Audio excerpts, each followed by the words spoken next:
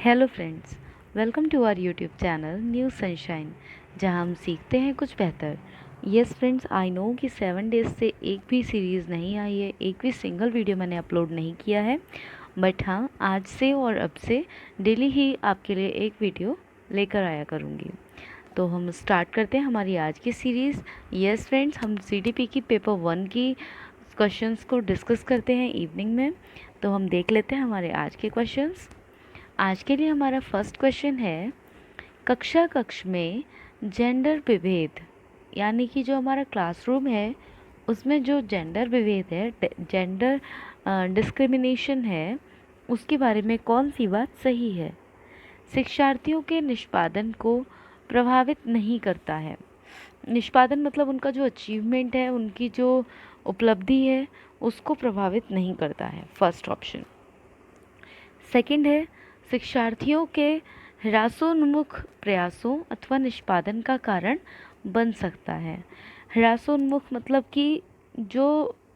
कि कमी आ सकती है उनके प्रयासों में और उनके निष्पादन में, यानी कि जो वो अचीव कर रहे हैं उसमें कमी आ सकती है, और जो वो प्रैक्टिस कर रहे हैं, जो वो कोशिश कर रहे हैं, प्रयास कर रहे हैं, उसमें कमी आ सकती है। ह्रासोन्मुख मतलब डिक्रीज़ होना, किसी चीज़ का कम होना, है ना।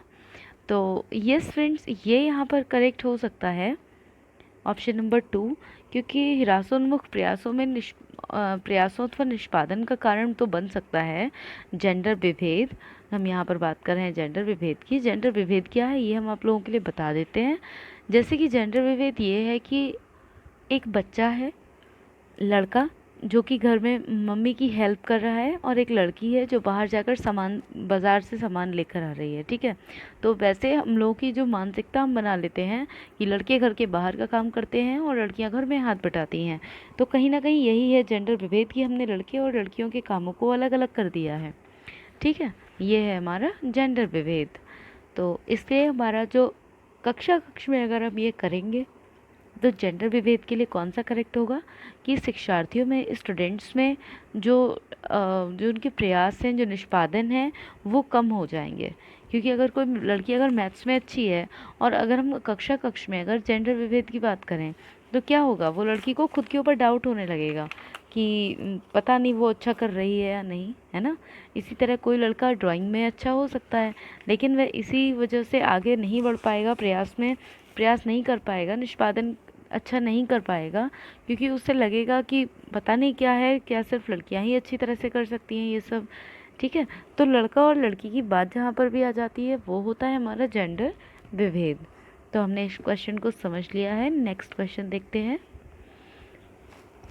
निम्न में से कौन सा सीखने की शैली का एक उदाहरण है?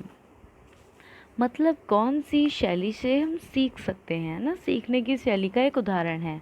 तो फर्स्ट है चाक्षुक। यस, जो चाक्षुक है वो सीखने की शैली का एक महत्वपूर्ण उदाहरण है। चाक्षुक मतलब क्या है? चाक्षुक मतलब कि मतलब विजुअल, जो आपको दिखे, ठीक है। विजुअल मतलब जो दिख रहा है, ठीक है। वो सीखने की शैली का एक बहुत ही अच्छा उदाहरण है। संग्रहण, तथ्यात्मक और स्पर्श संबंधी, ये भी सीखने के उदाहरण हैं।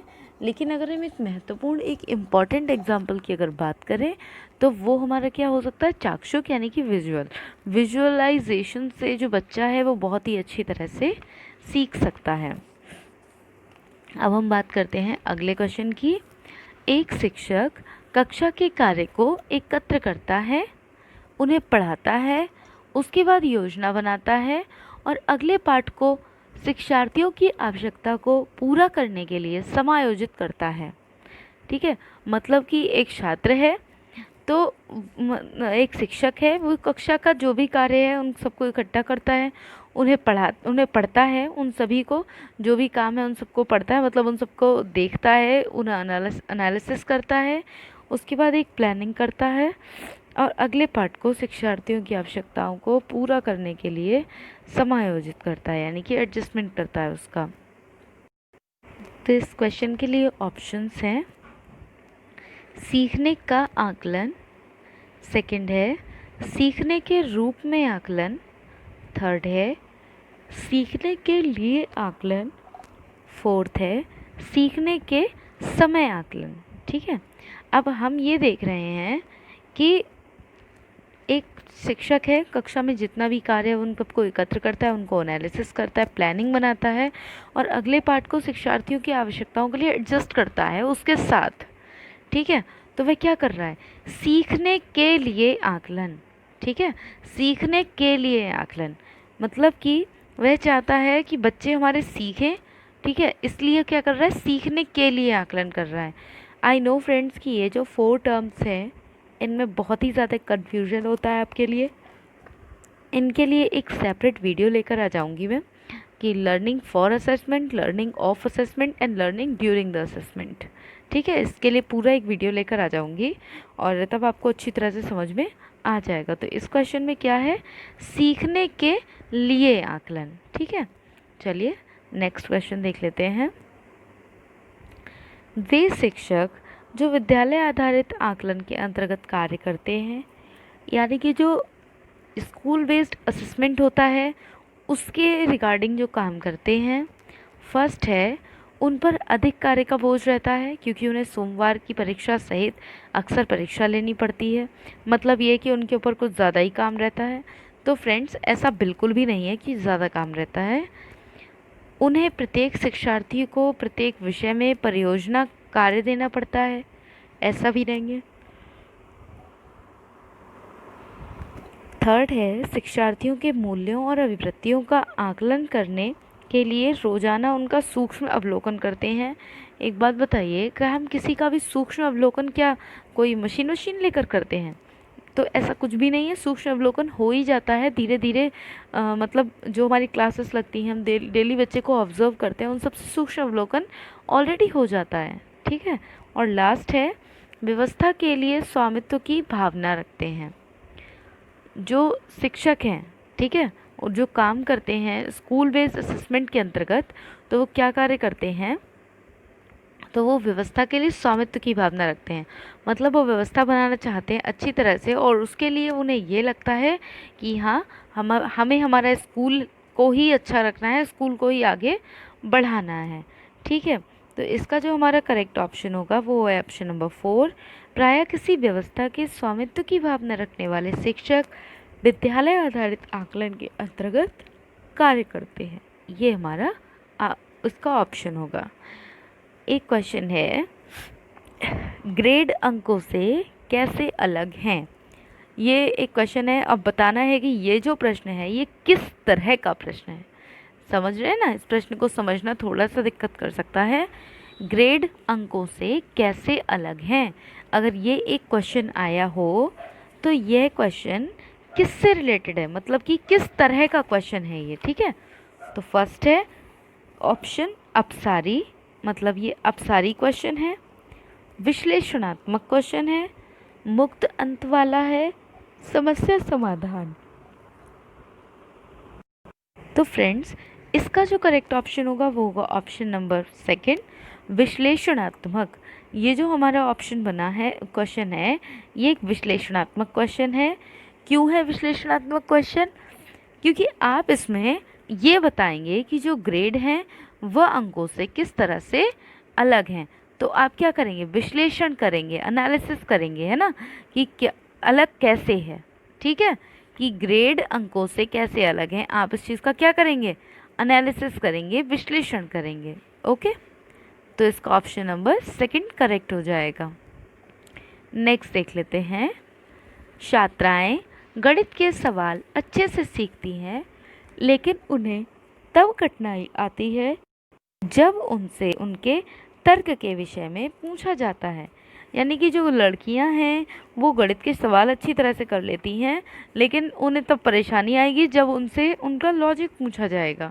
तो एक बात बताओ, जब बच्चा पूरा क्वेश्चन ठीक से कर ले रहा है तो उसको परेशानी फिर क्या आएगी? तो ये हमारा ऑप्शन रॉन्ग हो जाएगा। ठीक है, नेक्स्ट देखते हैं, अपनी आयु के लड़कों की तरह गणित में अच्छी हैं। तो छात्राएं जो हैं, ये बिल्कुल सही बात है भाई, अपनी आयु के लड़कों की तरह ही अच्छी हो सकती है मैथ्स में।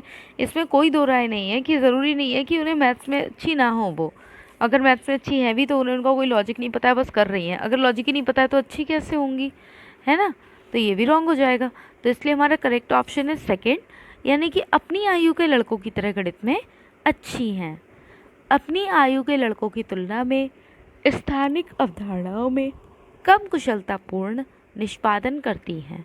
यानी कि जो अवधारणाएं हैं, जो कॉन्सेप्ट हैं, उनमें कम कुशलतापूर्ण निष्पादन करती हैं। ठीक है, तो ये भी हमारा रॉन्ग हो जाएगा।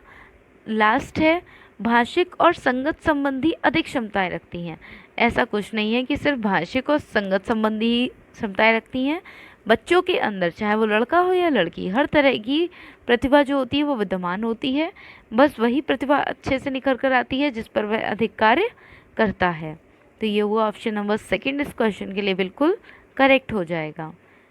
शब्दों में अक्षरों के क्रमों को पढ़ने में कठिनाई का अनुभव करना और अक्सर चाक्षुष स्मृति का ह्रास किससे संबंधित है? चाक्षुष मैंने आपको बताया था, जो विजुअलाइजेशन जो हम करते हैं उसकी बात यहाँ पर हो रही है। तो अक्षरों के पढ़ने में कठिनाई, यानी कि लिखा हुआ है बी और आपको वो ऐसा दिख रहा है, डी लिखा हुआ है आपको ऐसा दिख रहा है ना, और इसी तरह से एन लिखा हुआ है लेकिन आपको वो ऐसा दिख रहा है।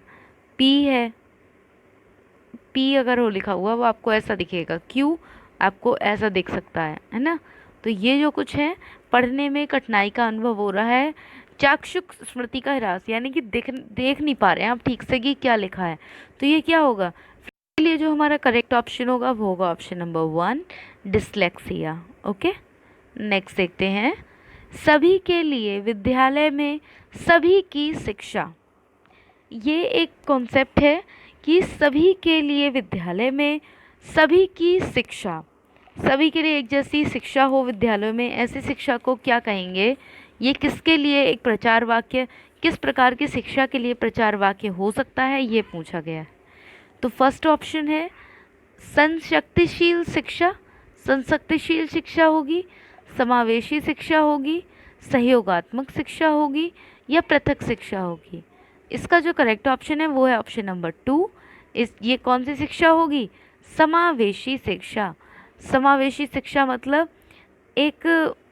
मतलब कि एक शिक्षा है, ठीक है, जिसमें समावेशन है हर तरह के लोगों का, हर तरह की शिक्षा का, वह क्या है? समावेशी शिक्षा है। ओके, तो ये हमारा होगा समावेशी शिक्षा। नेक्स्ट देख लेते हैं, प्रवाहपूर्णता, व्याख्या, मौलिकता और लचीलापन किसके साथ संबंधित तत्व हैं? मतलब ये किसके साथ संबंधित तत्व हैं ये बताना है।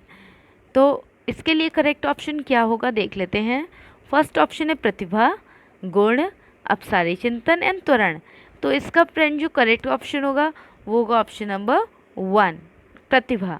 तो इसका प्रतिभा करेक्ट ऑप्शन हो जाएगा, यानी कि जो प्रतिभा से संबंधित तत्व हैं वो ये सभी होंगे, प्रभावपूर्णता, व्याख्या, मौलिकता और लचीलापन, ये इसके गुण होंगे।